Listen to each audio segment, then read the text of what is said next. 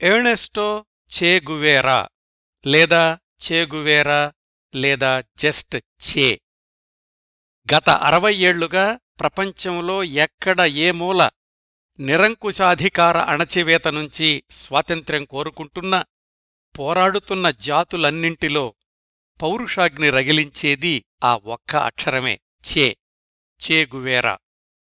కేవలం సాయుధ పోరాటాల్లో లేదా సామాన్య పోరాటాల్లో భాగమైన వాళ్లకే కాదు, గత 60 సంవత్సరాల్లో కళ్ళు తెరిచిన అన్ని కొత్త యువతరాల్లో అనేక మందికి స్ఫూర్తి, ఉత్తేజం, ఉత్సాహం, ధైర్యం, సాహసం, పౌరుషం, తెగువ చే గువేరా. ఆయన సమగ్ర జీవన కథనంలో మొదటి భాగం ఈరోజు. చే గువేరా గురించి సుదీర్ఘ ఉపోద్ఘాతం అవసరం లేదనుకుంటున్నాను, కానీ ఆయన గురించి మొదటిసారి వింటున్న శ్రోతల కోసం, మన కార్యక్రమ సమగ్రత కోసం కొన్ని ముందు మాటలు తప్పవు. ఎవరి చే గువేరా? ఎప్పటివాడు? ఏం సాధించాడు? ఏమిటాయన ప్రత్యేకతలు? ఎందుకు ప్రపంచవ్యాప్తంగా ఐకానిక్ స్టార్ అయ్యాడు? క్లుప్తంగా చెప్పుకోవాలంటే, లాటిన్ అమెరికా దేశాల్లో వీర విహారం చేసిన ఎర్ర సూర్యుడు చే గువేరా. సాయుధ విప్లవానికి సాధికారిక సంకేతం చే గువేరా. రాజీలేని పోరాటాలకు నిలువుటద్దం చే గువేరా. నమ్మిన విలువల కోసం ప్రాణాలను సైతం లెక్కచేయని పౌరుషానికి ప్రతిరూపం చే గువేరా. అవినీతి మరకలంటని నిస్వార్థ రాజకీయ పాలనకు నిదర్శనం చే గువేరా. విముక్తి పోరాటాలు, విప్లవోద్యమాలు అనేవి కేవలం మాతృదేశానికే పరిమితం కావాల్సిన అవసరం లేదు. అంకితభావం, పోరాట పటిమ ఉన్నవాళ్లు ఏ దేశంలోని పీడిత ప్రజల విముక్తికైనా పోరాటాలు సాగించవచ్చు అనే అంశాన్ని అభ్యాసాత్మకంగా నిరూపించిన విప్లవ యోధుడు చే గువేరా. 1928 నుంచి 1967 దాకా కేవలం 39 సంవత్సరాలే జీవించిన అర్జెంటైనా పౌరుడు చే గువేరా. విప్లవోద్యమంలో దారుణాతి దారుణంగా తన ప్రాణాలు కోల్పోయి దాదాపు 60 ఏళ్లవుతున్నా ప్రపంచవ్యాప్తంగా ఈ రోజుకి అతడికున్న అభిమానులు అసంఖ్యాకం. అంతర్జాతీయ సినీ నటుడికో, ఒక అంతర్జాతీయ క్రీడాకారుడికో, ఒక అంతర్జాతీయ రాజకీయ ప్రముఖుడికో ఉన్న ఆకర్షణకు ఏమాత్రం తీసిపోని స్టార్ ఐకాన్ చే గువేరా. లాటిన్ అమెరికా దేశాల్లో ఒకటైన అర్జెంటైనాలో ఉన్నత మధ్యతరగతి కుటుంబంలో పుట్టాడు. మెడికల్ డాక్టర్గా డిగ్రీ పూర్తి చేశాడు. అత్యంత సౌకర్యవంతమైన జీవితం, ఏమాత్రం ఇబ్బందుల్లేని వర్తమానం, కనుచూపు మేరలో కనిపించే భవిష్యత్తు కూడా. అయినా పీడిత ప్రజల ఆక్రందనలు చే గువేరాని నిద్రపోనివ్వలేదు. తన దేశంలోనే కాదు, దేశం కాని దేశంలో సైతం అణచివేతకు గురవుతున్న ప్రజల పక్షాన నిలిచి పోరాడాడు. కష్టాలను కౌగలించుకున్నాడు, ప్రమాదాలను ఆహ్వానించాడు. ఈ పోరాటంలో నాకేం వస్తుంది అని ఏ రోజూ ఆలోచించలేదు. పదవి కోసమో, సంపద కోసమో, సౌకర్యాల కోసమో స్వార్థపూరితంగా ఏ ఒక్కక్షణమూ ఆరాటపడలేదు. డాక్టర్ వృత్తిని కాదనుకున్నాడు. భార్యాపిల్లలకు, కుటుంబ సభ్యులకు దూరమయ్యాడు. తనది కాని దేశంలో జైలు పాలయ్యాడు. తనది కాని దేశ ప్రజల విముక్తి కోసం అడవుల బాట పట్టాడు. శస్త్రచికిత్సలు చెయ్యాల్సిన చేతుల్తో తుపాకీ పట్టుకున్నాడు. కలం పట్టిన వేళ్లతో తూటాలు పేల్చాడు. ఇలాంటి పోరాటాల్లో ఏమాత్రం ముందస్తు శిక్షణ లేదు. అయినా తన 25 వయసులోనే మరొక లాటిన్ అమెరికా దేశమైన క్యూబా నియంతృత్వ సామ్రాజ్యాన్ని కూల్చడం కోసం ఫిడెల్ కాస్ట్రో సోదరులతో చేతులు కలిపాడు. 3.5 సంవత్సరాల పాటు అడవులు, కొండలు, నదీనదాలే అతడి జీవితమయ్యింది. చివరికి 1959లో అనుకున్నది సాధించగలిగారు చే గువేరా, ఫిడెల్ కాస్ట్రో, అతని సోదరుడు రావుల్ కాస్ట్రో. తనకు ఏమాత్రం సంబంధం లేని దేశం క్యూబా. అయినా ఆ దేశంలో అగ్రస్థాయి పౌరుడిగా అధికారికంగా గుర్తింపు తెచ్చుకున్నాడు. 6 ఏళ్లపాటు మళ్లీ అత్యంత సౌకర్యవంతమైన జీవితం. క్యూబాలో అనేక ఉన్నత పదవుల్లో తన మార్కు పాలన చూపించాడు. అంతవరకు ఏ ప్రత్యక్ష రాజకీయాల్లోనూ పాల్గొన్న అనుభవం లేకపోయినా క్యూబా ప్రతినిధిగా ప్రపంచ దేశాలన్నింటినీ పర్యటించాడు. ముఖ్యంగా కమ్యూనిస్టు దేశాలైన రష్యా, చైనాలతో సత్సంబంధాలు ఏర్పరచుకున్నాడు. విభేదాలొచ్చినప్పుడు వాళ్లని విమర్శించడానికి కూడా వెనకాడలేదు. సౌకర్యవంతమైన జీవితమంటే అసౌకర్యం చే గువేరాకి. 1965లో మళ్లీ ఉద్యమాల బాట పట్టాడు. క్యూబా దేశానికి విముక్తి ప్రసాదించినట్లే ఇతర దేశాల్లోనూ అదే మాదిరి సాయుధ పోరాటాలతో అదే మాదిరి విజయాలు సాధించాలనుకున్నాడు. కాని ఏ ఉద్యమ విజయానికైనా దేశకాలమాన పరిస్థితులు తోడవ్వాలి అనే చిన్న లాజిక్ వదిలేశాడో లేక సాహసం నాపథం అని దూసుకుపోయాడో కాని దక్షిణాఫ్రికాలోని కాంగోలో, లాటిన్ అమెరికాలోని బొలీవియా దేశాల్లో చెగువేరా చేసిన ఉద్యమాలు విఫలమయ్యాయి. జీవితపు చివరి 2 ఏళ్లల్లో మళ్లీ అడవుల జీవితం, తుపాకీతో సహవాసం. చివరికి ఆ పోరాటంలోనే ప్రాణాలు కోల్పోయాడు. తాను నమ్మిన విలువల కోసం ప్రాణాలను పణంగా పెట్టాడు. ఏ తుపాకీ తూటాల ద్వారా నియంతలను ఎదుర్కొన్నాడో ఆ తుపాకీ తూటాలకే పాయింట్ బ్లాంక్లో బలవ్వక తప్పలేదు. ఇదండి చెగువేరా సంక్షిప్త జీవిత చిత్రం. జాగ్రత్తగా గమనిస్తే తన 39 సంవత్సరాల జీవితంలో చెగువేరా ఉద్యమ జీవితం సుమారుగా 10 ఏళ్లు మాత్రమే. ఇంతకుముందు చాలాసార్లు చెప్పుకున్నట్లు మనిషి ఎంతకాలం జీవించాడు, ఏ ఉద్యమం ఎంతకాలం కొనసాగింది అన్నది ప్రధానం కాదు. ఆ వ్యక్తి లేదా ఆ ఉద్యమం పరిసరాల మీద కలిగించిన ప్రభావం ఎంత అనేది ముఖ్యం. అదే చరిత్రలో నిలిచిపోయేది. అలా చరిత్రలో నిలిచిపోయిన ప్రముఖుడయ్యాడు చే గువేరా. ఇంత సంక్షిప్తంగా కనిపించినప్పటికీ నిజానికి ఆయన జీవిత ప్రయాణం అత్యంత సంక్లిష్టం, సరళతకు ఆమడ దూరం. అయితే చెగువేరాని ఇంకో కోణంలో చూసేవాళ్లు అతణ్ణి నరహంతకుడిగా, దయాదాక్షిణ్యాలు లేని క్రూరాతిక్రూరమైన పాలకుడిగా ద్వేషించేవాళ్లు కూడా చాలామందున్నారు. క్యూబాలో అధికారం చేపట్టిన తర్వాత చే గువేరా ఆధ్వర్యంలో అమలైన జైలు శిక్షలు, న్యాయ విచారణ లేని అంతిమ నిర్ణయాలు, అవి సృష్టించిన మారణహోమాలు, వాటిల్లో ప్రాణాలు కోల్పోయిన వేలాది మంది క్యూబా పౌరులు, ఇది కూడా చే గువేరా జీవన ప్రయాణంలో ఒక భాగమే కదా. వాటి గురించి ఎందుకు మాట్లాడరు అని ప్రశ్నించే స్వరాలు కూడా ఉన్నాయి. చే గువేరా జీవితంలో వైరుధ్యాలు కూడా ఎక్కువ అనే వర్గం వాళ్ల తర్కం ఏమిటంటే, అతడు వైద్యుడు, రోగస్తుల్ని తన ప్రాణాలైనా ఇచ్చి కాపాడాల్సిన డాక్టర్, ఒక ప్రాణం ఎంత విలువైందో అర్థం చేసుకుని ప్రవర్తించాల్సిన వ్యక్తి. అలాంటివాడు విప్లవ వ్యతిరేకులు అని భావించిన వాళ్లనందర్నీ ఊచకోత కోయించడానికి వెనుకాడలేదు. ఇది సబబా? చే గువేరా ఎన్నో పుస్తకాలు చదివాడు, మార్క్సిజాన్ని అధ్యయనం చేశాడు, ఎన్నో వాదాలకు ప్రతివాదనలుంటాయి అని అర్థం చేసుకున్నాడు.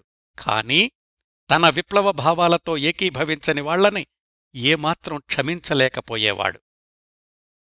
తన దేశ సరిహద్దుల్ని దాటి అంతర్జాతీయ విముక్తి పోరాట యోధుడిగా చిత్రించుకున్న చే హింస ద్వారానైనా సరే తాననుకున్న సంస్కరణలు అమలు చేయాలనుకోవడం వైరుధ్యం కాదా? అందరి క్షేమం కోసం పనిచేసే పరిపాలనే నిజమైన పరిపాలన అని నమ్మిన చే దాన్ని సాధించడం కోసం క్రూర మార్గాలను ఎన్నుకోవడం ఎంతవరకు సబబు? పెట్టుబడిదారీ వ్యవస్థకు వ్యతిరేకంగా గళమెత్తిన, తుపాకీ ఎక్కుపెట్టిన, కలాన్ని పరుగులెత్తించిన చే బొమ్మలతో ఇప్పటికీ మిలియన్ల డాలర్ల వ్యాపారం జరుగుతుండడం, దాన్ని ఎలా అన్వయించుకోవాలి? ఇవండి మరికొంతమంది సంధించే ప్రశ్నలు. ఒక వైద్యుడు, ఒక ఆర్థిక శాస్త్రవేత్త, విప్లవవాది, గెరిల్లా యుద్ధతంత్ర నిపుణుడు, అంతర్జాతీయ రాయబారి, అన్నింటికీ మించిన గాఢమైన ఆలోచనాపరుడు. ఇన్నింటి కలయికగా ఎదిగిన చే గువేరాని అర్థం చేసుకోవడానికి ఒక కోణంలో కాదు, పలు కోణాల్లో పరిశీలించాలి, పలు విధాలుగా విశ్లేషించాలి అధ్యయనం చెయ్యాలి. ఎవరు ఏ కోణంలో చూసినా చే గువేరాకి ఈ రోజుల్లోనూ ప్రపంచవ్యాప్తంగా ఉన్న ఆకర్షణ, క్రేజ్ ఆయన సమకాలీనుల్లో ఇంకెవ్వరికీ లేవు. ఆయన చేసిన ఉద్యమాల గురించి, పోరాటాల గురించి పూర్తిగా అవగాహన లేకపోయినప్పటికీ చే గువేరా పేరు విన్నా నిలువెత్తు ఆత్మవిశ్వాస జయకేతనంలా కనిపించే ఆయన ఫోటో చూసినా ఆవేశంతో ఊగిపోయే, రక్తం ఉరకలెత్తే యువతరం ప్రపంచవ్యాప్తంగా ఈరోజు కూడా ఉంది. ప్రపంచంలో అత్యధికసార్లు ప్రింట్ చేయబడిన ఫోటోల్లో ప్రథమ పంక్తిలో నిలబడుతుంది చే గువేరా టోపీ పెట్టుకుని ఆకాశాల హద్దుల్లోకి చూసే చిత్రం. 1960 మార్చి 5న ఆ ఫోటో తీసిన ఆల్బర్టో కోర్డా కూడా చేగువేరాతో పాటు చరిత్రలో నిలిచిపోయాడు. చేగువేరా అభిమానుల్లో యువతరమూ పోరాట దళాలే కాదండి, మిలియనీర్లు, బిలియనీర్లు, ప్రపంచ ప్రఖ్యాతి చెందిన క్రీడాకారులు, సినీ నటులు, వ్యాపారవేత్తలు, అన్ని వర్గాలకు చెందినవాళ్లు ఉన్నారు. డయానా ప్రిన్సెస్ కొడుకు ప్రిన్స్ హ్యారీ మీకందరికీ తెలిసే ఉంటుంది కదా. ఆయన తరచూ చేగువేరా బొమ్మలున్న టీషర్టులు వేసుకునేవాడు తన 20 ఏళ్ల వయసులో. ప్రసిద్ధ అమెరికన్ గిటారిస్ట్ కార్లోస్ శాంటానా 2005లో ఆస్కార్ అవార్డ్స్ ఫంక్షన్స్లో చేగువేరా చిత్రం పూర్తిగా ఆవరించిన టీషర్టు వేసుకుని రెడ్ కార్పెట్ మీద నడిచాడు. ప్రపంచ ప్రసిద్ధ బాక్సింగ్ ఛాంపియన్ మైక్ టైసాన్ తన శరీరం మీద చేగువేరా పచ్చబొట్టు వేయించుకున్నాడు. ఒక సందర్భంలో మైక్ టైసన్ చెప్పాడు, చే గువేరా ఒక అద్భుతమైన వ్యక్తి, తనకంటూ ఎన్నో ఉన్నప్పటికీ సమాజం కోసం అన్నీ వదిలేసినవాడు అని. స్వాతంత్ర్యాన్ని కోరుకునే ప్రతి ఒక్కరికీ స్ఫూర్తిదాయకం చే గువేరా అన్నాడు నెల్సన్ మండేలా. ప్రసిద్ధ ఫ్రెంచ్ రచయిత జీన్ పాల్ సార్త్రే రాశాడొకచోట, చే గువేరా అత్యంత మేధావి మాత్రమే కాదు, మన తరంలో సంపూర్ణ వ్యక్తిత్వం గల ప్రముఖుడు అని. అమెరికన్ రచయిత్రి సూసాన్ శాంటాగ్ దృష్టిలో చే అంతిమ లక్ష్యం మానవత్వమే. అమెరికా అంతర్జాతీయ గూఢచారి సంస్థ సిఐఏలో కేస్ ఆఫీసర్గా పనిచేసిన ఫిలిప్ యాగీ ఒకచోట రాశాడు, సిఐఏని చే గువేరా భయపెట్టినంతగా ఇంకెవరూ భయపెట్టలేదు. ఎందుకంటే లాటిన్ అమెరికా దేశాల్లో ఏ పోరాటాన్నైనా అధికార పీఠానికి వ్యతిరేకంగా మలచగలిగిన శక్తి, ఆకర్షణ ఉన్న వ్యక్తి ఒక చే మాత్రమే అని. చే అంటే చే గువేరా అనండి. టైమ్స్ పత్రిక చే బ్రతికుండగానే 1960 ఆగస్టు 8 సంచికలో కమ్యూనిజానికి పశ్చిమ నాయకుడు అనే పేరుతో పెద్ద కవర్ స్టోరీ రాసింది. 1998లో అదే టైమ్స్ మ్యాగజైన్ చేని 20వ శతాబ్దపు అత్యంత ప్రభావశీలురైన ప్రముఖుల జాబితాలో ఒకడిగా గుర్తించింది. ఈ జాబితా ఇంకా పెద్దదండి. ఇవన్నీ చేకి వచ్చిన ప్రశంసలైతే ఆయన మీద ఉన్న విమర్శల జాబితా కూడా ఇంత పెద్దగానూ ఉంటుంది. సరే, ఇంతవరకు చేని ఒక ఉద్యమ వీరుడిగా చెప్పాను కదా. నిజానికి చే గువేరా బహుముఖ ప్రజ్ఞాశాలి, మెడికల్ డాక్టర్ అని మొదట్లో తెలుసుకున్నాం కదా. వీటితో పాటు అతనొక అద్భుతమైన రచయిత. అతడు రాసిన పుస్తకాలు, డైరీలు, వ్యాసాలు అన్నీ కలిసి 6 డజను పైగా పుస్తక రూపంలో వచ్చాయి. వాటన్నింటిలో అత్యంత ప్రజాదరణ పొందింది ది మోటార్ సైకిల్ డైరీస్. అలాగే గెరిల్లా యుద్ధతంత్రం గురించి ఒక సమగ్ర గ్రంథం ప్రచురించాడు. క్యూబా విప్లవంలో అనుభవాలు, కాంగో, బొలీవియాలో విఫలమైన ఉద్యమాల గురించి కూడా రాసుకున్నాడు. రాత్రీ పగలు అడవుల్లో, కొండల్లో, రహస్యస్థలాల్లో అడుగడుగునా శత్రువులతో పోరాడుతూ, మృత్యుముఖంలో విహరిస్తూ ప్రతిరోజు దినచర్య రాస్తుండేవాడు చే గువేరా. అందుకే అంటారు, తవ్విన కొద్దీ స్ఫూర్తి వజ్రాలు దొరికే గని చే గువేరా అని. ఇంకా ఈ ఉపోద్ఘాతాన్ని ఇక్కడ ఆపుతానండి. చే ఎవరు, ఏం సాధించాడు, ఎందుకంత ప్రపంచ ప్రసిద్ధమయ్యాడు అనే అంశాల గురించి శ్రోతలకు ఒక అవగాహన వచ్చుంటుందని అనుకుంటున్నాను.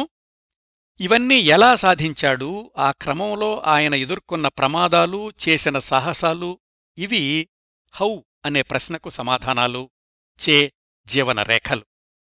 వాటిల్లోకి వెళ్లబోయే ముందు ఈ కార్యక్రమ రూపకల్పన కోసం నేను సంప్రదించిన వనరుల జాబితా చెప్తాను. 20వ శతాబ్దంలో అత్యధిక సంఖ్యలో రచయితలు జీవిత చరిత్రలు రాసిన ప్రముఖ వ్యక్తుల్లో ఒకరు చే గువేరా. నోబెల్ బహుమతి గ్రహీత, ప్రముఖ కొలంబియన్ రచయిత అంటారు, చే జీవిత చరిత్ర రాయాలంటే 1000 సంవత్సరాలు, మిలియన్ పేజీలు కావాలి అని. ఈ అతిశయోక్తికి అతి దగ్గరగా ఉంటాయి చే జీవిత చరిత్ర పుస్తకాలు. ఎంత రాసినా, ఎంత చెప్పినా కొంత మిగిలిపోయే వ్యక్తి చే గువేరా. ఆయన స్వయంగా రాసుకున్న పుస్తకాలు, వాళ్ల నాన్న రాసిన వ్యాసాలు, ఆయన తమ్ముడు, స్నేహితులు రాసిన పుస్తకాలు, ఇన్ని ఉండగా ఇంకా ఆయన గురించి 70 పైగా జీవిత చరిత్రలొచ్చాయి, వందలాది వ్యాసాలొచ్చాయి. మిగతా అనేక మంది ప్రముఖుల విషయంలో లభ్యం కానివి, చే గువేరా గురించి లభ్యమవుతున్నవి అసంఖ్యాకమైన వీడియో, ఆడియో ఇంటర్వ్యూలు. మీరు కూడా యూట్యూబ్లో వాటన్నింటినీ చూడొచ్చు. చే గువేరా వేషభాషల్ని, ముఖ కవళికల్ని, సంభాషణోచ్చారణని దగ్గరగా గమనించవచ్చు క్లోజప్ షాట్స్లో. ఆయన గురించి అనేక డాక్యుమెంటరీలు కూడా యూట్యూబ్లో ఉన్నాయి. జీవిత చరిత్రలే కాక చే జీవితం ఆధారంగా కాల్పనిక నవలలు కూడా అనేకం వచ్చాయి. వీటన్నింటి మధ్య నేను చదివిన, సమాచారం సేకరించిన వనరులు ఏమిటంటే, ఎర్నెస్టో చే గువేరా అనే రష్యన్ పుస్తకానికి ఆంగ్ల అనువాదం, రచయిత ఐ లెవస్కీ, ఆంగ్లానువాదం యాబ్ కాల్ఫ్. ఇది 1976లో ప్రచురితమయ్యింది. చే హత్య చేయబడిన 7 ఏళ్లకు ఈ పుస్తకం విడుదలయ్యింది. అయితే ఆయన హత్యకు గురైన 2-3 ఏళ్లకే వాళ్ల కుటుంబ సభ్యుల్ని కలుసుకుని ఇంటర్వ్యూలు చేసి ఈ పుస్తకాన్ని రాశారు రచయిత. ఈ 366 పేజీల పుస్తకాన్ని నోట్బుక్ ఎల్ఎల్ఎంతో విశ్లేషించి మన కథనానికి అవసరమైన అంశాలు తీసుకున్నాను. హిస్టరీ, బయోగ్రఫీ ఛానల్స్లో చే గురించి గంటన్నర డాక్యుమెంటరీలున్నాయి. వాటిని చూసి వాటిని ట్రాన్స్క్రైబ్ చేసి కొన్ని అంశాలు తీసుకున్నాను. చే జీవిత ప్రయాణంలోని సంవత్సరాల వారీ సంఘటనల జాబితా అంటే టైమ్ లైన్ వచ్చాక ఒక్కో దశ గురించి అంతర్జాలంలో అందుబాటులో ఉన్న వివరమైన వ్యాసాలు చదివాను. ముఖ్యంగా అర్జెంటైనా, క్యూబా దేశాలకు సంబంధించిన వెబ్సైట్స్లో చే గువేరా గురించి లోతైన సమాచారం ఉంది. పర్ప్లెక్సిటీ ఏఐ కూడా చాలా సహాయం చేసింది. వీటన్నింటి నుంచి సేకరించిన సమాచారాన్ని ఒక క్రమపద్ధతిలో అమర్చి మనదైన కథనంతో ఈ కార్యక్రమాన్ని మీ ముందుకు తీసుకొచ్చే సాహసం చేస్తున్నాను. ఇప్పుడు చే జీవనరేఖలు మొదటి భాగంలోకి వెళదాం.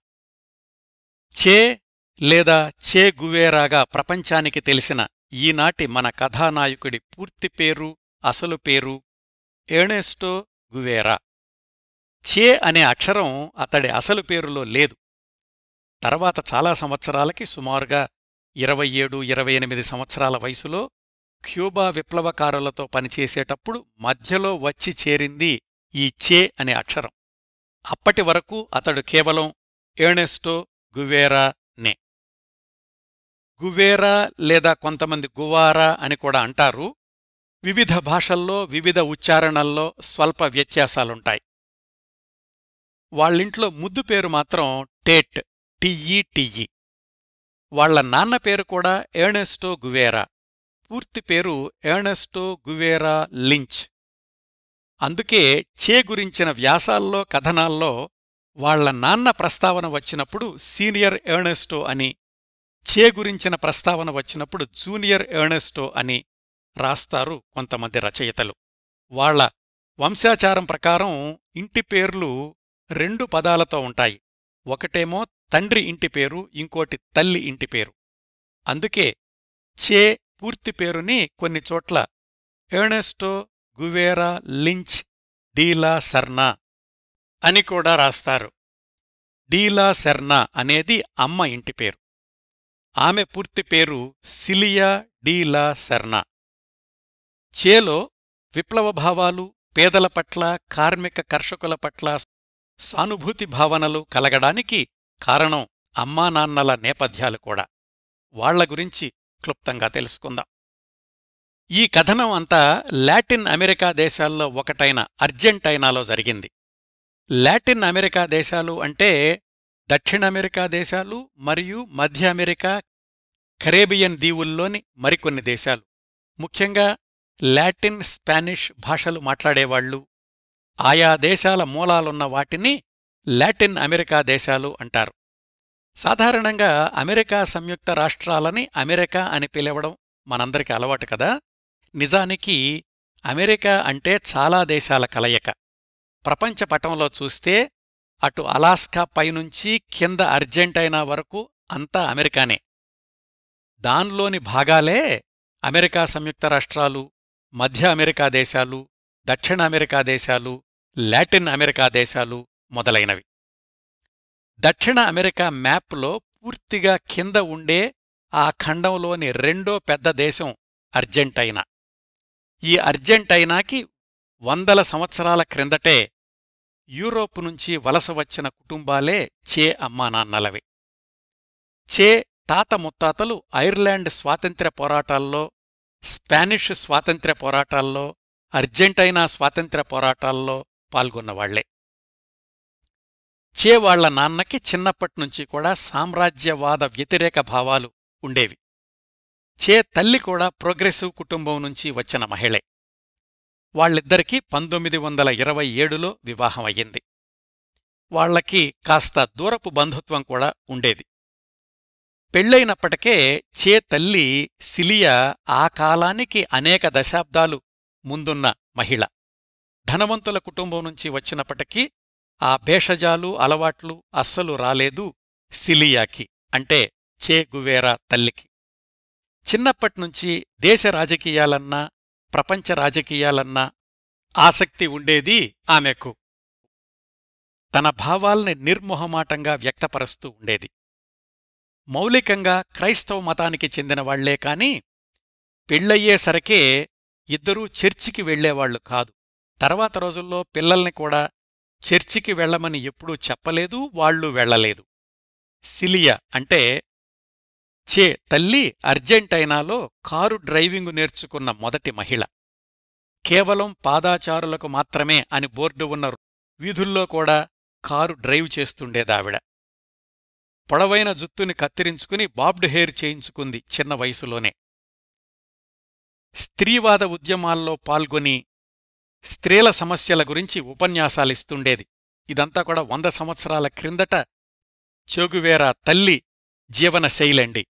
ఇదిగో ఈ నిర్భయత్వమే తల్లి నుంచి వచ్చుంటుంది చే గువేరాకి. సీనియర్ ఎర్నెస్టోకి సిలియాకి వివాహమయ్యేసరికి సిలియాకి తల్లిదండ్రుల దగ్గర్నుంచి వారసత్వంగా ఒక టీ ఎస్టేట్ వచ్చింది. అర్జెంటైనాలో ఆ టీ ఎస్టేట్టు మిజోన్స్ అనే ప్రాంతంలో ఉంది. సీనియర్ ఎర్నెస్టో, సిలియాలు కొత్త కాపురం అక్కడ మొదలయింది. ఆ మిజోన్స్ అనే ప్రాంతం పెరుగ్వే దేశపు సరిహద్దుల్లో ఉంటుంది. ఆ రోజుల్లోనే టీ తోటల్లో పనిచేసే కార్మికుల జీవన పరిస్థితులు దుర్భరంగా ఉండేవి. సామాజికంగా వెనుకబడిన వర్గాల వాళ్లు ఎక్కువగా అక్కడ కూలీలుగా పనిచేస్తుండేవాళ్లు. వాళ్లకి కూలీ బదులుగా కూపన్స్ ఇచ్చి ఆ కూపన్స్తో తాము అమ్మే సరుకుల్నే కొనుక్కోవాలి అని టీ ఎస్టేట్ యజమానులు ఆంక్షలు పెడుతుండేవాళ్లు. అది రెండో విధంగా వాళ్లని దోచుకోవడం అన్నమాట. సీనియర్ ఎర్నెస్టో అంటే చెగువేరా వాళ్ల నాన్నగారు తను ఎస్టేట్ నిర్వహణ చేపట్టగానే ఈ విధానాలన్నింటికీ స్వస్తి చెప్పాడు. ముందుగా టీ తోటల్లో పనిచేసే కూలీలకు పని గంటలు నిర్ధారణ చేశాడు. ఆ పని గంటల తర్వాత వాళ్లు టీ తోటల్లో ఉండాల్సిన అవసరం లేదు అని స్పష్టం చేశాడు. వాళ్లకి కూపన్స్ కాకుండా రోజువారీ కూలి క్యాష్ ఇచ్చేవాడు. టీ ఎస్టేట్ చుట్టుపక్కల ఎక్కడా మద్యం అమ్మకుండా ఆంక్షలు విధించాడు. ఇవన్నీ కూలీల జీవన విధానాల్ని మెరుగుపరిచాయి కాని సహజంగానే చుట్టుపక్కల టీ తోటల యజమానుల ఆగ్రహానికి గురయ్యాయి. వాళ్ళు సీనియర్ ఎర్నెస్టో ప్రభుత్వ వ్యతిరేకి అని లేనిపోనివి కల్పించి స్థానిక పోలీసులకు రిపోర్టు చెయ్యడంతో టీ ఎస్టేట్లో పోలీసు పికెటింగ్ మొదలయ్యింది. సీనియర్ ఎర్నెస్టో అలాంటి వాటికి భయపడే రకం కాదు కాని అప్పుడే పెళ్ళై కొత్తగా కాపురానికొచ్చిన భార్యను కూడా సమస్యల్లోకి లాగడం ఇష్టం లేకపోయింది ఆయనకు. ఆ పరిస్థితిలో అక్కడ్నుంచి 1000 కిలోమీటర్ల దూరంలో ఉన్న అర్జెంటైనాలోని రొజారియో అనే ప్రాంతానికి తరలి వెళ్లారు. అది అర్జెంటైనాలో 2వ పెద్ద రాష్ట్రం. ఆ రొజారియాలో ఒక అపార్ట్మెంటులో కాపురం పెట్టారు. 3000 చదరపు అడుగులున్న ఆ అపార్ట్మెంటులోనే భవిష్యత్తులోని సాయుధ విప్లవ యోధుడు ఎర్నెస్టో గువేరా జన్మించాడు. ఆయన పుట్టిన తేదీ జూన్ 14, 1928. ఇది వాళ్ల నాన్నగారు చెప్పిన తేదీ. కాని కొన్ని చోట్ల మే 14, 1928 అని కూడా ఉంటుంది. బహుశా అది స్కూల్లో రాసిన తేదీ అయ్యుండొచ్చు. చేకి 2 చెల్లెళ్ళు, 2 తమ్ముళ్ళు. చివరి తమ్ముడు ఉవాన్ మార్టిన్ కి చేకి 15 సంవత్సరాల వయసు వ్యత్యాసం.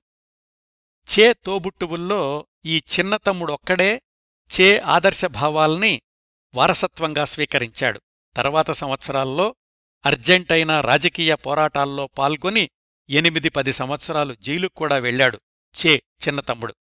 ఇతనే నా అన్నయ్య చే అని ఒక పుస్తకం కూడా రాశాడు. ఇవండి చే గువేరా కుటుంబ సభ్యుల వివరాలు. ఇంకా చే గువేరా బాల్యానికి వెళదాం.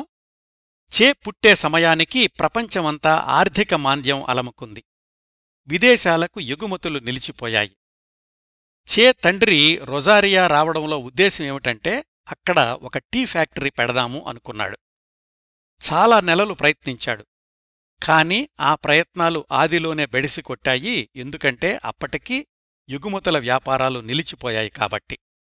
ఇంక గత్యంతరం లేక నెలల పిల్లవాడుగా ఉన్న చే గువేరాని తీసుకుని తమ టీ ఎస్టేట్ ఉన్నటువంటి మిజోన్స్కి వెళ్ళిపోయారు.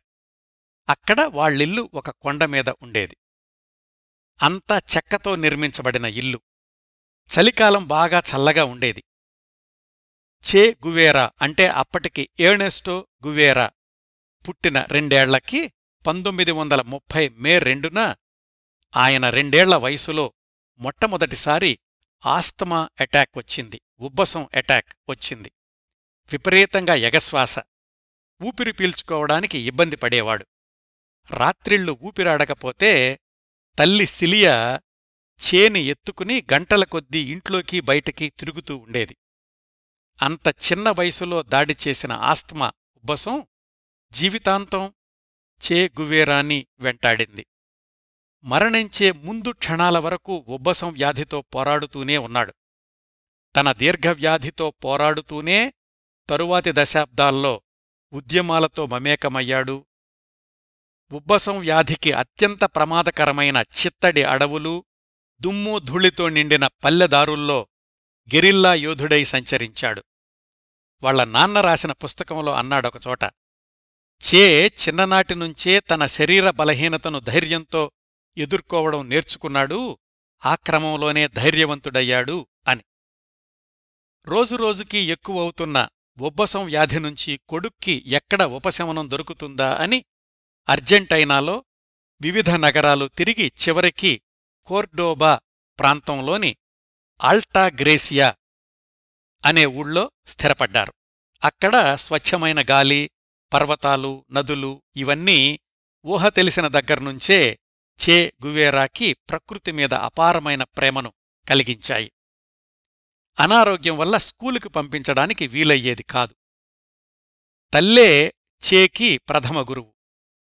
అక్షరాలు నేర్చుకోకముందే పుస్తకాలు చదివి వినిపిస్తూ ఉండేది కొడుక్కి. వాళ్ళింట్లో అన్ని రంగాలకు చెందిన వేలాది పుస్తకాలుండేవి. స్కూలుకెళ్లకపోయినా తల్లి నేర్పిన విద్యతో చిన్నతనం నుంచే పుస్తకాల పురుగయ్యాడు చే. ఆ క్రమంలో ఎదుగుతున్న వయసులో రాజకీయాలు, కవిత్వం అన్ని రకాల పుస్తకాలు చదివాడు. కవిత్వం అంటే చాలా ఇష్టంగా ఉండేది చిన్నతనంలో. కవిత్వం రాయాలి అనుకున్నాడు కాని అది మాత్రం వంటబట్టలేదు. పుస్తకాలిచ్చే విజ్ఞానం గురించి చెప్తూ తల్లి చేతో అంది ఒకసారి, ఎర్నెస్టో, వీరులు అంటే యుద్ధం చేసేవాళ్లు మాత్రమే కాదు, ఇతరుల ఆలోచనా విధానాల్ని ప్రభావితం చేసేవాళ్లు కూడా వీరులే అని. ఇలాంటి శక్తివంతమైన వాక్యాలన్నీ చే వ్యక్తిత్వానికి పునాదులు వేశాయి చిన్న వయసునుంచే. 5 ఏళ్ల వయసులోనే చేకి ఈత నేర్పించడం మొదలుపెట్టాడు తండ్రి. ఆస్తమాని నియంత్రించడానికి ఈత ఉపయోగపడుతుంది అని ఎవరో చెప్పారు. అంత చిన్నతనంలోనే ఒక మిత్రుడు అడిగాడట, ఎర్నెస్టో, నీకు సరిగా ఊపిరి అందడం లేదు కదా, ఎందుకు ఈత నేర్చుకుంటున్నావు అని. తెలిసీ తెలియని ఆ వయసులోనే ఇచ్చిన సమాధానం ఏమిటంటే, ఊపిరిపోతే పోయింది, కాని ముందు భయం పోవాలి కదా, ఐఎమ్ ఎ వారియర్ అని. ఎవరైనా అయ్యో పాపం పిల్లాడు చిన్న వయసులోనే ఉబ్బసంతో బాధపడుతున్నాడు అంటే భరించలేకపోయేవాడు. వాళ్లతోటి ఈ ఉబ్బసం నన్నేమీ చెయ్యలేదు, నేను ఏ పైనైనా చెయ్యగలను అని వర్షం పడుతున్నా సరే మైళ్ల దూరం సైకిల్ మీద వెళ్ళొచ్చేవాడు. అక్షరాలు రాయడం వచ్చిన దగ్గర్నుంచి వాళ్లమ్మ ఉత్తరాలు రాయడం నేర్పించింది. ఆ అలవాటే జీవితాంతం కొనసాగింది. హత్యకు గురయ్యే ముందు రోజు వరకు దినచర్య రాస్తూనే ఉన్నాడు. భవిష్యత్తులో పెన్తోటి గన్తోటి సహవాసం చేశాడు చే గువేరా. చే రాసిన తొలి ఉత్తరం తన 5 ఏళ్ల వయసులో 1933 జనవరి 22న తన మేనత్తకి 4 వాక్యాల ఉత్తరం అది. ప్రియమైన బేట్రిజ్, నీకు తెలుసా, నాకు ఈతొచ్చేసింది, సరిగ్గా నీ పుట్టినరోజునే నేను ఈత నేర్చుకోవడం మొదలుపెట్టాను, కిసెస్ ఫ్రమ్ ఎర్నెస్టో అని రాశాడు అందులో. 1935లో అతడి 7 ఏళ్ల వయసులో వాళ్లు నివసించే ఆల్టాగ్రేసియాలోనే ఓసే డీబాన్ మార్టిన్ అనే స్కూల్లో 2వ తరగతిలో చేర్పించారు. అప్పటికి వాళ్ల కుటుంబంలో మరొక 2 సభ్యులు చేరారు. చే పెద్ద తమ్ముడు రాబర్టో 1931లో, పెద్ద చెల్లెలు యానా మరియా 1934లో జన్మించారు. ఉన్న కుటుంబమే కాబట్టి చే అమ్మానాన్నలు పిల్లలకు అన్ని సౌకర్యాలు కల్పిస్తూ ఉండేవాళ్లు. ఆనాటి జీవన పరిస్థితుల్లో వాళ్లది ఎగువ మధ్యతరగతి కుటుంబం అని చెప్పుకోవచ్చు. ఇంకా చే స్కూలు జీవితం ఎలా ఉండేదంటే, చిన్నప్పట్నుంచే నాయకత్వ లక్షణాలు సహజంగా అలవడ్డాయి. అందరితోటి స్నేహం చెయ్యడమే కాకుండా అందర్నీ పోగుచేసి ఒక బృంద నాయకుడిలాగా ముందుండి నడిపించేవాడు. నిజానికి అతడికున్న ఆస్త్మా మూలంగా ఆటలు ఆడడానికి వీలు కాకూడదు, కాని దాన్ని ఎదిరించాలనుకున్నాడు. కావాలని ఉబ్బసం ఇబ్బంది పెట్టే ఆటలే ఆడేవాడు. దాంతో పోరాడి గెలుస్తున్నాను అన్న భావన చేకి ఉత్తేజాన్నిచ్చేది. ఒకసారి రగ్బీ ఆడుతూ ఊపిరి పీల్చుకోవడం కష్టమై కింద పడిపోయాడు. అయినా మళ్లీ లేచి ఆట కొనసాగించాడు. టీచర్ ఆశ్చర్యపోయి అడిగాడు, ఎందుకు ఎర్నెస్టో ఇంత కష్టపడుతున్నావు అని. సర్, ఆట ఆడడమే కాదు, పడిపోయినా మళ్లీ ఎలా లేవాలో, ఎంత కష్టపడాలో మిగతా వాళ్లకు చూపించాలి కదా, అందుకని అని సమాధానమిచ్చాడు ఆనాటి ఎర్నెస్టో గువేరా, మన చే గువేరా. ఆటలైనా అనారోగ్యమైనా పోరాట పటిమ అనేది చిన్నతనం నుంచే చే గువేరాకి సహజ లక్షణం అయ్యింది. ఇంకా రాజకీయ చైతన్యం కూడా చేకి ఇంటి వాతావరణం నుంచే మొదలయ్యింది. ఎలాగంటే 1930లలో చేకి 5-6 సంవత్సరాల వయసులోనే ఇంట్లో రాజకీయ వాతావరణం ఉండేది. ఆ రోజుల్లో యూరోప్లో వ్యాపిస్తున్న ఫాసిజం, జర్మనీలో హిట్లర్, ఇటలీలో ముస్సోలీనీల జాత్యహంకారం, యూదుల పట్ల ద్వేషం, వీటి ప్రభావం అర్జెంటీనాని కూడా తాకింది. వాటికి పూర్తి వ్యతిరేకం చే తల్లిదండ్రులు. అదే రోజుల్లో స్పెయిన్లో అంతర్యుద్ధం మొదలయ్యింది. 1936-39 మధ్యలో జరిగిన ఉద్యమాన్ని స్పానిష్ సివిల్ వార్ అంటారు. దానిలో ప్రజాస్వామ్యాన్ని, సమానత్వాన్ని కాపాడాలని ప్రయత్నించేవాళ్లని రిపబ్లికన్లు అనేవారు. వాళ్లకి సోషలిస్టులు కమ్యూనిస్టులు తోడయ్యారు. హిట్లర్, ముసోలినీ మద్దతునిచ్చిన వాళ్లు నేషనలిస్టులు. వీళ్ల మధ్య పోరాటమే తీవ్రతరమై అంతర్యుద్ధానికి దారితీసింది, స్పానిష్ సివిల్ వార్కి. చే తండ్రి ఎర్నెస్టో రిపబ్లికన్ల సానుభూతిపరుడు. స్పెయిన్ నుంచి తలదాచుకోవడానికొచ్చిన రిపబ్లికన్లకు ఆశ్రయమిస్తుండేవాడు చే తండ్రి. వాళ్ళింట్లో రహస్య సమావేశాలు జరుగుతూ ఉండేవి. పూర్తిగా అవగాహన లేకపోయినా ఇవన్నీ గమనిస్తూ ఎదిగాడు చే గువేరా. హిట్లర్ మద్దతుదారులంతా కలిసి ఒక ఇంట్లో సమావేశమవుతున్నారు అని తెలిసి చే తండ్రి ఎర్నెస్టో తన మిత్రులతో కలిసి రాత్రిపూట రహస్యంగా ఆ ఇంటి దగ్గరకెళ్ళి బయటనున్న వాళ్ల వాహనాల్ని తగలబెట్టారు. చే కూడా 8 వయసులోనే పిల్లల్ని చేరదీసి తన ఇంటి పెరట్లో జెండాలు పాతి చిన్న చిన్న గోతులు తవ్వి వాటిల్లోనుంచి తుపాకులు పేలినట్లుగా రాళ్లు ఎగరేసి లాంగ్ లివ్ స్పానిష్ రిపబ్లిక్స్ అని నినాదాలు చేసి ఇదే స్పానిష్ యుద్ధం అని మిత్రులకు చూపిస్తుండేవాడు. వాళ్ల నాన్న పేలుడు పదార్థాలతో చేతి బాంబులు తయారు చేస్తుంటే ఒకసారి చే కూడా దగ్గరకెళ్ళాడు. వాళ్ల నాన్న, నువ్వు చిన్నపిల్లాడివి, ఇక్కడికి రావద్దు అన్నాడు. నువ్వేం చేస్తున్నావో నన్ను చూడనియ్యి, లేకపోతే నేనే సొంతంగా నువ్వు చేసినట్లు చేస్తాను అన్నాడు చే. చే వాళ్ల అమ్మమ్మ బ్యూనోస్ ఎయిరెస్ అనే ఊళ్ళో ఉండేది. ఆమె వీళ్ళింటికొచ్చినప్పుడల్లా చేని కూర్చోబెట్టుకుని ఐర్లాండులో ఎప్పుడో జరిగిన స్వాతంత్ర్య పోరాటాల గురించి కథలుగా చెప్తూ ఉండేది. మరి ఇన్నింటిని గమనిస్తూ ఎదిగిన చే గువేరాలో రాజకీయాల పట్ల ఒక అవగాహన, పీడిత ప్రజల పక్షాన నిలబడడమే ధర్మం అనే భావన అంత చిన్నతనం నుంచే కలగడంలో ఏమాత్రం అతిశయోక్తి లేదు. వాళ్ల నాన్న ఒకచోట చే గురించి రాస్తూ అన్నాడు, మా వాడి నరనరాల్లో ఐరిష్ వీరుల రక్తం పారుతోంది అని. వాళ్ల నాన్న చే గువేరా గురించి రాసిన పుస్తకంలో ఒక ఆసక్తికరమైన సంఘటన చెప్పారు. చే గువేరాకి 11-12 సంవత్సరాల వయసున్నప్పుడు తనకంటే 3 ఏళ్లు చిన్నవాడైన తమ్ముడు రాబర్టోతో కలిసి ఒకరోజు హఠాత్తుగా ఇంట్లోనుంచి మాయమైపోయాడు. సాయంకాలమైనా ఇంటికి రాకపోతే అమ్మానాన్నలు తెలిసిన ప్రాంతాలన్నీ వెతికారు. పిల్లలిద్దరూ ఎక్కడా కనిపించలేదు. 4-5 రోజుల తర్వాత ఇద్దరూ మళ్లీ ఇంటికొచ్చారు. జరిగిందేమిటంటే, చే తమ్ముడు కలిసి ఒక ట్రక్కు వెనకాల దాక్కుని దాదాపు 800 మైళ్ల దూరం ప్రయాణం చేసి అట్లాగే మళ్లీ ఒక ట్రక్కు వెనకాల నక్కి వెనక్కొచ్చేశారు. భవిష్యత్తులో చే గువేరా చెయ్యబోయే సాహసాలకు ఇది సోపానం అనుకోవచ్చు. ఆయన పుట్టిన 1928 నుంచి 13 ఏళ్ల వయసొచ్చే 1941 దాకా ఇలా గడిచిందండి చే గువేరా బాల్యం. బాల్యంలోని ఈ సంఘటనలన్నింటినీ సమీక్షిస్తే మనకర్థమవుతుంది, మొత్తం మీద చే గువేరా చిన్ననాటి సాహసాలు, పుస్తకాల పట్ల మక్కువ, ప్రకృతి పట్ల ప్రేమ, ప్రతికూల పరిస్థితుల్ని ఢీకొట్టే గుండె ధైర్యం, పీడిత ప్రజానీకం పట్ల సానుభూతి, రాజకీయ చైతన్యం ఇవన్నీ ఆయన భవిష్యత్ విప్లవ భావజాలానికి పునాదులు వేశాయి అని.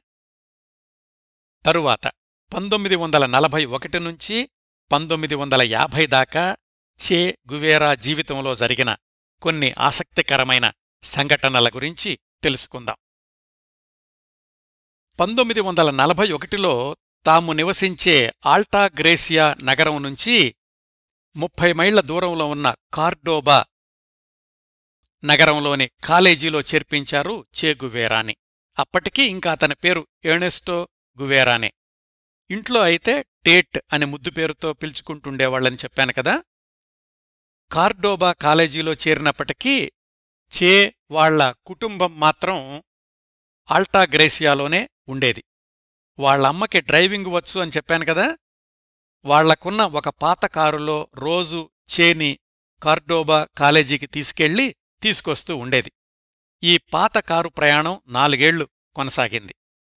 కాలేజీలో ఉండగా చే ఎలా ఉండేవాడో అతడి సన్నిహిత మిత్రుడు ఆల్బర్టో గ్రెనాడో కొన్ని వ్యాసాల్లో రాశాడు. కాలేజీలో చేరిన కుర్రాళ్లందరూ నీట్గా ముస్తాబై వస్తుండేవాళ్లు. చే మాత్రం వేసుకునే దుస్తుల గురించిగాని శరీర పరిశుభ్రత గురించిగాని అస్సలు పట్టించుకునేవాడు కాదు. అమ్మానాన్నలు చెప్పినా ఇందులో ఏముంది, మంచి బట్టలు వేసుకున్నంత మాత్రాన మనిషికి విలువొస్తుంది అంటే ఆ విలువ దుస్తులదే కాని మనిషిది కాదు కదా అని ఎదురు వాదించేవాడు. జుట్టు దువ్వుకోవడం గాని దుస్తులు నలిగిపోయాయని చూసుకోవడం కాని అస్సలుండేది కాదు. చాలామంది ఏర్నెస్టో వారానికొకసారి స్నానం చేస్తాడనుకుంటా అని ఎగతాళి చేసేవాళ్లు. కాని అవేమీ పట్టించుకునేవాడు కాదు చే. కాలేజీలో చేరిన 2వ సంవత్సరంలో అంటే 1942లో 14 సంవత్సరాలు నిండాక సెలవు రోజుల్లో ఎక్కడైనా పని చెయ్యడానికి అనుమతినివ్వమని తండ్రినడిగాడు. ఆస్త్మాతోటి నిరంతరం పోరాటం చేస్తున్న కొడుకు పట్టుదల తెలుసు కాబట్టి సరేనన్నాడు తండ్రి సీనియర్ ఎర్నెస్టో. అట్లా కొన్ని సెలవు రోజుల్లో తమ్ముడితో కలిసి కార్డోబా నగరం శివార్లలో ఉన్న ద్రాక్షతోటల్లో పంట కోత సమయంలో పనిచెయ్యడానికి వెళ్లాడు చే. అక్కడ కూలీల్ని యజమాని ఎలా దోచుకుంటున్నాడో ప్రత్యక్షంగా గమనించాడు.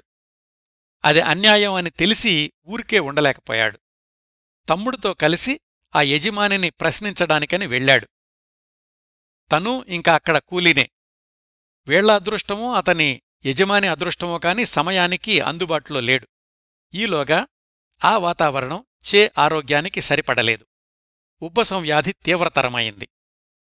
అక్కడ కొనసాగలేని పరిస్థితుల్లో మానేయాల్సొచ్చింది. ఈ విషయం చెప్పడానికి యజమాని దగ్గరికెళ్లాడు. ఇదీ సంగతి, ఇంక మేం పనిచేయలేము, చేసినన్ని రోజులకు కూలీ ఇవ్వండి అని అడిగాడు. నువ్వు ముందుగా ఒప్పందం చేసుకున్నన్ని రోజులు పనిచేయలేదు కాబట్టి చేసిన రోజులకు కూడా సగం కూలీనే ఇస్తాను అన్నాడు యజమాని. దోపిడీ ఎలా ఉంటుందో తనే ప్రత్యక్షంగా అనుభవించాడు ఆ సందర్భంలో చే గువేరా. ఆ యజమాని ఇచ్చిన డబ్బులు తీసుకుని తాను అడగాల్సినవన్నీ అడిగేసి వచ్చేశాడు చే. ఇంకా కాలేజీలో ఉండగా జరిగిన మరికొన్ని సంఘటనలు. ఇట్లా టీ తోటలో అనుభవం తర్వాత తను సొంతంగా ఏదైనా వ్యాపారం లాంటిది మొదలుపెట్టాలి, డబ్బులు సంపాదించాలి అనుకున్నాడు. కాలేజీలో కెమిస్ట్రీ ల్యాబొరేటరీలో ప్రయోగాల నుంచి నేర్చుకున్న అనుభవంతో క్రిమిసంహారక మందులు పెస్టిసైడ్స్ చేసి అమ్మాలనుకున్నాడు. వాళ్ళింట్లోని గ్యారేజ్లోనే చిన్న ప్రయోగశాల మొదలుపెట్టాడు. గమాక్సిను మరికొన్ని పౌడర్లు కలిపి పెస్టిసైడ్ మందులు తయారుచేసి రోడ్డు పక్కన ఉన్న చెట్లమీద ఉండే కీటకాల మీద ప్రయోగించి చూశాడు. ఇదంతా బానే ఉందిగాని ఆ క్రమంలో ఆ రసాయనాల ఘాటుకి ఉబ్బసం వ్యాధి తీవ్రతరమైంది. దిగజారుతున్న అనారోగ్యం దృష్ట్యా ఆ ప్రయోగాలు ఆపెయ్యక తప్పలేదు. కార్డోబా కాలేజీ రోజుల్లో జరిగిన ఇంకొక పరిచయం చేకి ఆల్బర్టో గ్రెనాడోతో. గ్రెనాడో చే క్లాస్మేట్ టామస్కి అన్నయ్య. ఆ కాలేజీలోనే ఫార్మసీ కోర్సు చదువుతూ ఉండేవాడు. చేకి గ్రెనాడోకి స్నేహం బలపడడానికి కారణం పుస్తక పఠనం. ఇద్దరూ పుస్తకాలు విపరీతంగా చదివేవాళ్లు. చే గువేరా కంటే గ్రెనాడో 6 ఏళ్లు పెద్దవాడు. అయినా కాని ఇద్దరూ చాలా స్నేహంగా ఉండేవాళ్లు. చే వాళ్ళింట్లో పెద్ద గ్రంథాలయం ఉంది అని తెలుసుకుని సెలవు రోజుల్లో ఆల్టాగ్రాసియాలోని చే ఇంటికి వస్తుండేవాడు గ్రెనాడో. వచ్చేసి 2 రోజులు అక్కడే ఉండిపోయేవాడు. ఇద్దరూ కలిసి Sigmund Freud, Pablo నెరూడా, Jack London లాంటి పెద్ద రచయితల పుస్తకాలతో పాటుగా కార్ల్ మార్క్స్ క్యాపిటల్ సంక్షిప్త రూపంలో కూడా చదివారు. ఇవన్నీ చదివి వాళ్లల్లో వాళ్లు చర్చించుకుంటూ ఉండేవాళ్లు. చే, గ్రెనాడోలు ఇద్దరూ కార్డోబా కాలేజీలో చదువుకునే రోజుల్లో 1943లో జరిగిన ఒక సంఘటన గురించి తెలుసుకుందాం. ఏదో సమస్య గురించి విద్యార్థులు ఆందోళన చేస్తున్న రోజుల్లో ఒకసారి పోలీసులు కాలేజీ క్యాంపస్లోకి వచ్చారు. వాళ్ల రాకకు నిరసనగా ఊరేగింపు చేసిన విద్యార్థులందర్నీ అరెస్టు చేసి జైలుకి తరలించారు. వాళ్లకి నాయకుడు గ్రెనాడో. వాళ్లు జైల్లో ఉండగా పలకరించడానికి గ్రెనాడో తమ్ముడితో కలిసి చే కూడా వెళ్లాడు. గ్రెనాడో వాళ్లతో చెప్పాడు, మిగతా విద్యార్థులందర్నీ కూడగట్టుకుని నగర వీధుల్లోకి రండి, మన విద్యార్థుల సత్తా ఏమిటో పోలీసులకు చూపించాలి అని. అప్పుడు చే ఇచ్చిన సమాధానం ఏమిటంటే, ఎంతమందిమి వీధుల్లోకొచ్చినా ఆయుధాలున్న పోలీసులకు తలవంచాల్సిందే, వాళ్లతో దెబ్బలు తినాల్సిందే, ఆయుధాలున్న వాళ్లతో పోరాడాలంటే మనం కూడా ఆయుధాలు ధరించాల్సిందే, నా చేతుల్లోకి రైఫిల్ వచ్చిన రోజున నేను వీధుల్లోకొస్తాను అని. అది అప్పటికి సాధ్యం కాలేదు. కాని కాలేజీలో ఉండగానే చే ఆలోచనలు సాయుధ పోరాటం చుట్టూ తిరిగేవి అనడానికి ఇది ఒక ఉదాహరణ. ఇట్లా 1945 దాకా కార్డోబాలోని కాలేజీ జీవితం గడిచింది. నిజానికి అక్కడ చే చదివింది ఇంజనీరింగ్. ఇంజనీరింగ్ నుంచి మెడిసిన్ చదువుకి దారితీసిన సంఘటన 1945లో జరిగింది. అదేమిటంటే, చేని అమితంగా ప్రేమించే అమ్మమ్మ అనారోగ్యం. చిన్నప్పట్నుంచే అమ్మమ్మ అంటే చేకి ప్రాణం. ఆమె అర్జెంటైనా రాజధాని అయిన బ్యూనోస్ ఐరెస్లో నివసిస్తూ ఉండేది. చే కుటుంబం ఏ ఊళ్ళో ఉంటున్నప్పటికీ తరచూ అమ్మమ్మ దగ్గరికి వెళ్ళొస్తుండేవాడు. ఆమెకు క్యాన్సర్ చివరి దశలో ఉందని తెలిసి చే కుటుంబ సభ్యులందరూ బ్యూనోస్ ఐరెస్కి వెళ్లారు 1945లో. 17 రోజులపాటు అమ్మమ్మనే అంటిపెట్టుకునున్నాడు చే. ఆమె మరణించే సమయంలో కూడా పక్కనే ఉన్నాడు. అమ్మమ్మ నిష్క్రమణం చేని తీవ్రంగా కలచివేసింది. క్యాన్సర్ ఎంత భయంకరమైన వ్యాధో ప్రత్యక్షంగా చూశాడు. తను ఎలాగూ చిన్నప్పట్నుంచి ఉబ్బసం వ్యాధితో పోరాడుతూనే ఉన్నాడు. ఆ సమయంలో నిర్ణయించుకున్నాడు ఇంజనీరింగ్ వదిలేసి మెడిసిన్ చదవాలి అని. తల్లిదండ్రులు అభ్యంతరం చెప్పలేదు. వాళ్లు కూడా కాపురాన్ని ఆల్టాగ్రేసియా నుంచి బ్యూనోస్ ఐరెస్కి మార్చారు. చే అమ్మమ్మ వదిలి వెళ్లిన ఇంట్లోనే నివసించేవాళ్లు. అయితే అప్పటికీ చే కుటుంబం ఆర్థిక పరిస్థితి తారుమారయ్యింది. వాళ్లకున్న టీ ఎస్టేట్లో నష్టాలు రావడంతో దానిలో కొంత భాగాన్ని అమ్మేయాల్సి రావడం, 5 పిల్లల చదువులతో చే తండ్రికి కుటుంబ పోషణ భారంగానే మారింది. ఆ పరిస్థితుల్లో ఎర్నెస్టో గువేరా అంటే మనం మాట్లాడుకుంటున్న చే గువేరా వాళ్లుండే బ్యూనోస్ ఐరెస్ నగరంలోని నేషనల్ యూనివర్సిటీలో మెడిసిన్ కోర్సులో చేరాడు. చదువు మీద చాలా శ్రద్ధ చూపించేవాడు. సహజంగానే ఏకసంధాగ్రాహి కాబట్టి అన్ని పాఠ్యాంశాల్లో అధిక శాతం మార్కులతో ఉత్తీర్ణుడవుతుండేవాడు. అయితే సాహసాలు చెయ్యాలి అన్న ఆలోచన మాత్రం చేని ఎప్పుడూ వదల్లేదు. మెడిసిన్ చదువుతున్న రోజుల్లో ఒక సాహసయాత్ర చేపట్టాడు.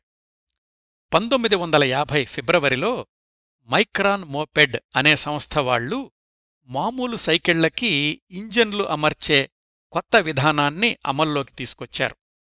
అయితే ఆ ఇంజన్ సైకిళ్లు ఎంత దూరం పనిచేస్తాయి, వాటి సామర్థ్యం ఎలాంటిది అనే అంశాల్లో చాలామందికి అనుమానాలొచ్చాయి. అందుకని వాటి అమ్మకాలు మందకొడిగా కొనసాగుతున్నాయి. ఆ పరిస్థితుల్లో మైక్రాన్ మోపెడ్స్ సంస్థ వాళ్లు ఒక పత్రికా ప్రకటన ఇచ్చారు. మా సంస్థ తయారు చేస్తున్న మోపెడ్ ఒకటి ఉచితంగా ఇస్తాము. ఉత్సాహవంతులెవరైనా దాన్ని తీసుకుని అర్జెంటైనా దేశంలోని అన్ని ప్రాంతాలని, అంటే సుమారుగా 4000 మైళ్ల దూరం ప్రయాణించి రావాలి, దారి ఖర్చులు కూడా మేమే పెట్టుకుంటాము, ఎవరైనా సిద్ధంగా ఉన్నారా అని. మెడిసిన్ చదువుతున్న చే గువేరాని ఆ ప్రకటన ఆకర్షించింది. ఆ సవాల్ని ఉత్సాహంగా తీసుకున్నాడు. మైక్రాన్ కంపెనీ వాళ్లు కొత్త మోపెడ్ని చే ఇంటికి పంపించారు. 1950 ఫిబ్రవరి 23న తన 22 సంవత్సరాల వయసులో చే గువేరా తన మొట్టమొదటి సోలో సాహసయాత్ర మొదలుపెట్టాడు. 2 నెలలపాటు అర్జెంటైనాలోని 12 రాష్ట్రాల్లో మారుమూల ప్రాంతాలక్కూడా వెళ్లి 4500 కిలోమీటర్ల దూరాన్ని విజయవంతంగా పూర్తిచేశాడు. మైక్రాన్ కంపెనీ వాళ్లు ఈ సోలో ట్రిప్ని తమ ప్రచారానికి వాడుకున్నారు. 4500 కిలోమీటర్లు తిరిగినా ఎక్కడా చిన్న సమస్య కూడా రాలేదు అని చేగువేరాతోటి ఎల్ గ్రాఫికో అనే స్పోర్ట్స్ పత్రికలో రాయించారు. అది మైక్రాన్ కంపెనీ అమ్మకాలు బాగా పెంచింది. ఇంకొక వైపు ఆస్థమా వ్యాధి వెంటాడుతున్నప్పటికీ తను ఎన్ని వేల మైళ్ల దూరమైనా ఒంటరిగా ప్రయాణించగలను అన్న ఆత్మవిశ్వాసం ఏర్పడింది చే గువేరాలో. ఈ ప్రయాణంలోనే చే గువేరా మొదటిసారిగా అర్జెంటైనాలోని ఇంకొక కోణాన్ని చూడగలిగాడు. యూరోప్ ప్రభావం ఉన్న నగరాలకు, మారుమూల పల్లెలకు ఎంత వ్యత్యాసముందో గమనించాడు. ఆ మారుమూల ప్రాంతాల్లోని రైతులు, కూలీలు పడే కష్టాలను, వాళ్ల సమస్యల్ని ప్రత్యక్షంగా తెలుసుకున్నాడు. రాత్రిళ్లు పోలీస్ స్టేషన్లలోనో, ఆసుపత్రుల ఆవరణలోనో ఆశ్రయం తీసుకుంటుండేవాడు. కొన్నిసార్లు పల్లెటూరి రైతులు కూడా చేకి ఆశ్రయమిచ్చేవాళ్లు. ఈ ప్రయాణంలోనే తన అనుభవాలన్నింటికీ అక్షరరూపమిస్తూ దినచర్య రాయడం మొదలుపెట్టాడు. ఈ సోలో ట్రిప్ తరువాతి సంవత్సరం మిత్రుడు గ్రెనాడోతో కలిసి చెయ్యబోయే 9 నెలల మోటార్ సైకిల్ సాహసయాత్రకు రిహార్సిల్లాంటిది అనుకోవచ్చు. కార్డోబాలో చదువుకునేటప్పుడు ఆల్బర్టో గ్రెనాడో అనే మిత్రుడుండేవాడని ఇప్పుడే చెప్పాను కదా. ఈ సోలో మోపెడ్ ట్రిప్లో కూడా అతన్ని కలుసుకున్నాడు చే. ఫార్మసీ చదువుతున్న గ్రెనాడో అప్పటికి కార్డోబా నగరం శివార్లలోని కుష్టువ్యాధి పునరావాస కేంద్రంలో వాలంటీర్గా పనిచేస్తున్నాడు. ఆ పునరావాస కేంద్రాన్ని ప్రత్యక్షంగా చూడడం, దానిలోని సమస్యల్ని అర్థం చేసుకోవడం కూడా చే గువేరా ఆలోచనల్లో మరికొంత మార్పు తీసుకొచ్చింది. భవిష్యత్తులో అవకాశం దొరికితే డాక్టరు డిగ్రీ పూర్తి చేశాక అలాంటి కుష్టువ్యాధి పునరావాస కేంద్రాల్లో పనిచెయ్యాలి అనుకున్నాడు. మొత్తానికి భవిష్యత్తుకి ఉపయోగపడే అనేక అనుభవాల్ని పోగు చేసుకుని 1950 మే కల్లా మళ్లీ తన ఊరు బ్యూనోస్ ఐరెస్ చేరుకున్నాడు. మళ్లీ తన మెడిసిన్ చదువులో మునిగిపోయాడు. ఈ సోలో ట్రిప్ ముగించుకునొచ్చిన కొద్ది నెలలకి చే గువేరా కాలేజీ జీవితంలో ఒక చిన్న ప్రేమకథ నడిచింది. తనతో పాటు చదువుకునే చిన్ చినా అనే అమ్మాయితో పరిచయం, స్నేహం చనువుగా మారింది. ఇద్దరూ పెళ్లి చేసుకుందాము అనుకునే వరకు వెళ్లారు. అయితే చే గువేరాకి, చిన్ చినాకి బోలెడన్ని అంతరాలు, వ్యత్యాసాలు ఉన్నాయి. ఆ సమయానికి చే గువేరా కుటుంబం ఆర్థిక పరిస్థితి అంతంత మాత్రంగా ఉంది. చిన్ చినా అనే అమ్మాయి ధనవంతుల కుటుంబం నుంచి వచ్చింది. చే గువేరా తాను వేసుకునే దుస్తుల గురించిగానీ, శరీర పరిశుభ్రత గురించిగానీ అస్సలు పట్టించుకునేవాడు కాదు కదా. చిన్ చినానేమో చాలా అందగత్తె, ఖరీదైన దుస్తుల్లో మెరిసిపోతూ కాలేజీకి వచ్చేది. చాలామంది ధనవంతుల పిల్లలు ఆమెతో స్నేహం చెయ్యడానికి ఉవ్విళ్ళూరుతుండేవాళ్లు. కాని ఆమెకు చే గువేరాలోని ధైర్యసాహసాలంటే చాలా ఇష్టం. పెళ్లి విషయం వచ్చేసరికి పెళ్ళయ్యాక తమ ఇంట్లోనే ఉండిపోవాలి, సొంతంగా ఆసుపత్రి పెట్టుకోవడానికి మావాళ్లే సహాయం చేస్తారు అంది చిన్ చినా. ఆ మొదటి సోలో ట్రిప్ తర్వాత చే గువేరా ఆలోచనలన్నీ నిరుపేదల జీవితాల చుట్టూనే తిరుగుతున్నాయి. తను మెడిసిన్ డిగ్రీ తీసుకున్నాక అలాంటి వాళ్లకి ఎలా సహాయం చెయ్యాలా అని ఆలోచిస్తున్నాడు. నేను నగరంలో ఆసుపత్రి పెట్టుకుని ఉండలేను, నా మిత్రుడు గ్రెనాడోతో కలిసి కుష్టువ్యాధి పునరావాస కేంద్రాల్లో పనిచేద్దామనుకుంటున్నాను అన్నాడు చే గువేరా పెళ్లి గురించిన ప్రస్తావన వచ్చినప్పుడు. ఇద్దరి ఆలోచనలు, భవిష్యత్ ప్రణాళికలు కలిసే అవకాశం లేదని అర్థమయ్యింది. ఇద్దరూ కూడా స్నేహపూర్వకంగానే విడిపోవడానికి నిశ్చయించుకున్నారు. అట్లా ముగిసింది చే గువేరా కాలేజీలోని స్వల్పకాల ప్రేమకథ. 23 సంవత్సరాలకే ఇన్ని అనుభవాలను పోగుచేసుకున్న చే గువేరా జీవితంలో మరొక పెద్ద మలుపు 1952లో తన ఆప్తమిత్రుడు ఆల్బర్టో గ్రెనాడోతో కలిసి చేసిన 9 నెలల మోటార్ సైకిల్ ప్రయాణం. ఆ ప్రయాణంలో వాళ్లు పర్యటించిన లాటిన్ అమెరికా దేశాల పరిశీలన. ఆ 9 నెలల ప్రయాణంలో చే గువేరా రాసుకున్న దినచర్యకు పుస్తక రూపమే ది మోటార్ సైకిల్ డైరీస్. చే గువేరా రాసిన ఆ పుస్తకం ఆయన చనిపోయిన 30 సంవత్సరాల తర్వాత 1995లో ప్రచురణ అయ్యింది. న్యూయార్క్ బెస్ట్ సెల్లర్గా నిలవడమే కాకుండా 2004లో అదే పేరుతోటి స్పానిష్ భాషలో సినిమాగా కూడా వచ్చింది. చే గువేరా జీవితంలో అత్యంత ప్రముఖ పాత్ర పోషించి ఆయన ఆలోచనా పరిధిని విస్తరించి దేశ సరిహద్దులు దాటి విప్లవ పోరాటాల్లో పాల్గొనడానికి పునాది వేసింది కూడా ఈ మోటార్ సైకిల్ యాత్రే. దాని గురించిన వివరాలు, చే గువేరా జీవిత ప్రయాణంలోని మరిన్ని విశేషాలు వచ్చే వారం సాయుధ విప్లవ యోధుడు, లాటిన్ అమెరికా దేశాల ఎర్ర సూర్యుడు చే గువేరా జీవనరేఖలు 2వ భాగంలో మాట్లాడుకుందాం. ఈ ఎపిసోడ్ని ఇంతటితో ముగిస్తానండి. ఈ కార్యక్రమాలను ఆదరించి అభిమానిస్తున్న శ్రోతలందరకు హృదయపూర్వకంగా ధన్యవాదాలు తెలియచేస్తున్నాను. వచ్చేవారం ఇదే కార్యక్రమం కొనసాగింపు 2వ భాగంతో కలుసుకుందాం. అంతవరకు నవ్వుతూ ఉండండి. మీ నవ్వులు 10 మందికి పంచండి. ప్రస్తుతానికి మీ వద్ద సెలవు తీసుకుంటోంది సదా మీ ఆదరాభిమానాలను కోరుకునే మీ కిరణ్ ప్రభ.